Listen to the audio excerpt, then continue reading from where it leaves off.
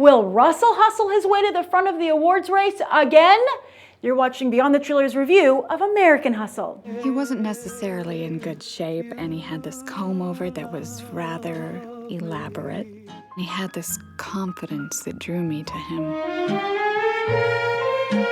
My father, he taught me to believe that all people are good and to be good to all people. Life is ridiculous. And you know that I would never say anything bad about your father in front of you, but your father is a sick son of a bitch. Daddy, the sick son of a bitch? Don't repeat that. But yes. The Fighter won Oscars for Christian Bale and Melissa Leo. Silver Linings Playbook for Jennifer Lawrence. Both movies were nominated for Best Picture, Best Director, and Best Original and Adapted Screenplay, respectively. Not bad for a director who became so infamous after an argument with Lily Tomlin on the set of I Heart Huckabees leaked online that he couldn't get work in Hollywood for 6 years. But Hollywood has always loved a comeback, and it seems that Russell, who was also infamous for getting into a fistfight with George Clooney on the set of Three Kings, has mellowed. So much so that he hasn't gotten much personal publicity for his recent string of hits, the attention instead going to his actors.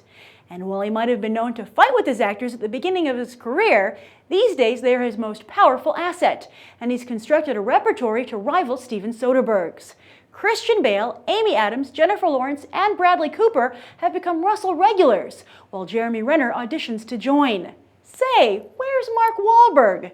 You know, the star of Three Kings and I Heart Huckabees, who was the one who gave Russell a second chance by bringing him on board The Fighter, which Wahlberg produced. Perhaps Wahlberg is still upset that he was the only one in The Fighter not to get an Oscar nom, despite it being his party. Or maybe he's just too busy saving the world. Yes, Wahlberg no longer needs Russell, and Russell no longer needs Wahlberg. American Hustle is so hot that it hasn't even needed to promote itself or campaign for award season. Kept tightly under wraps, it debuted for critics just a few weeks ago and was promptly named Best Film of the Year by the New York Film Critics Circle, and Lawrence named Best Supporting Actress. So has Russell done it again, or is he coasting on reputation at this point? American Hustle did pique my interest in Abscam, and after looking into the very real FBI investigation, I came to the conclusion that a better movie could be made about it. Now that's not to say that American Hustle isn't a good movie, it's just not as great as all these awards nominations are making it out to be. Basically, it has a very good ending, and it probably benefits from multiple viewings, but on that first viewing, it's hard to get to the end. The beginning of the film, at least to me, seemed very self-indulgent, and it didn't really pick up until Bradley Cooper entered the picture. And to me, Bradley Cooper actually did the best job here, and that's because Christian Bale, Amy Adams, and Jennifer Lawrence didn't really disappear into their roles. Lawrence seemed a little bit like a high school student playing an adult. You know, it's like, we have no choice but to cast people who are too young for the roles, so c'est la vie. And even though they do a very good job, it just doesn't sell it. And I know technically she could be the right age for the role, but there was just something about it, maybe like a bravado or something, that seemed almost like put on.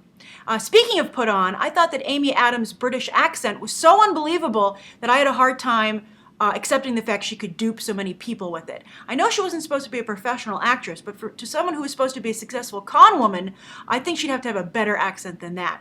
I never was able to accept it.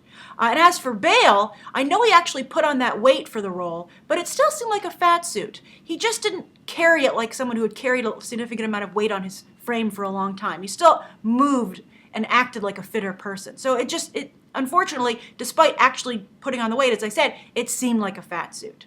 Now, granted, all of them had great moments in the film where a glimmer of a stellar performance shone through, and for that reason, I think they're all deserving of their acting nominations, but not wins.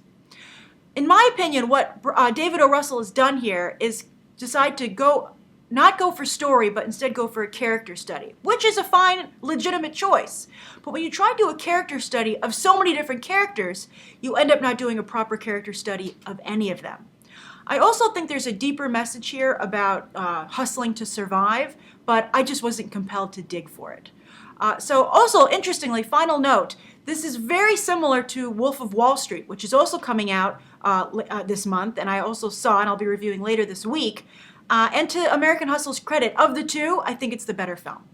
So that's my review of American Hustle. I'm curious to know what you guys thought of it. If you've seen the film, leave your thoughts down below. Thank you for tuning in, and you can check out these other episodes right now.